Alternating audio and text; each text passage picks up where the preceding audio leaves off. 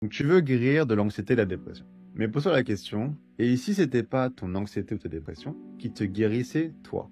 D'ailleurs, moi c'est Arthur, je fais un post par jour pour t'aider à mieux comprendre tes émotions. Si ça te chauffe, abonne-toi. Donc ma méthodologie de guérison à moi, qui s'appelle la guérison holistique, est basée sur 3 piliers. La santé mentale, bien sûr, mais aussi la santé physique et la santé spirituelle. Et le problème avec le système psychiatrique médical occidental, c'est qu'il ne se concentre que sur un tiers du problème. Donc évidemment que les résultats sont aussi médiocres qu'ils ne le sont. Et donc j'en ai déjà parlé, dans ta guérison, c'est primordial de prendre en compte ta santé physique. Mais c'est impossible de guérir d'anxiété ou de dépression sans prendre en compte le facteur spirituel. Et donc en tant que mec qui a même pas reçu l'éducation religieuse étant petit, j'ai mis du temps à comprendre ça. Mais par la pratique régulière de méditation, et donc en augmentant ma capacité à me rendre compte de certaines choses, je me suis rendu compte que si ce trouble d'anxiété m'était tombé dessus, il y avait une raison. Et il y avait une très bonne raison. Et rétroactivement, je me suis rendu compte que juste avant de diagnostiquer, ma vie allait clairement dans le mauvais sens. Ça peut paraître bizarre pour vous dire ça, mais je n'enlèverai pour rien au monde ce qui m'est arrivé.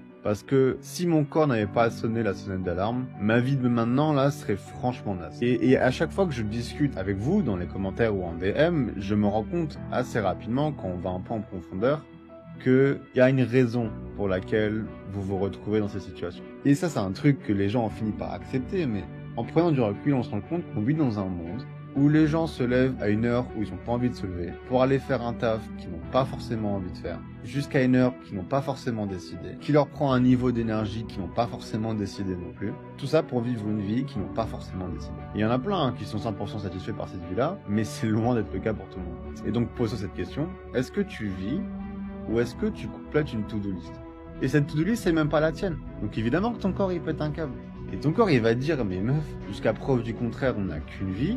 Qu'est-ce que tu fais de cette vie? Je pense pas qu'on a mieux à faire.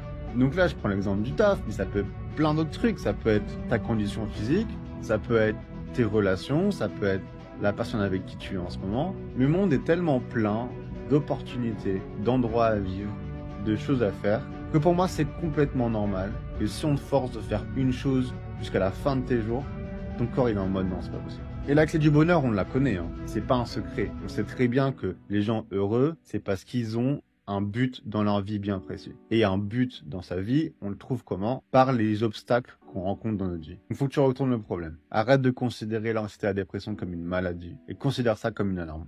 Comprends le message derrière et découvre c'est quoi ton but dans ta vie. Parce qu'une fois que tu auras compris ton vrai but dans ta vie, tout le reste va dérouler.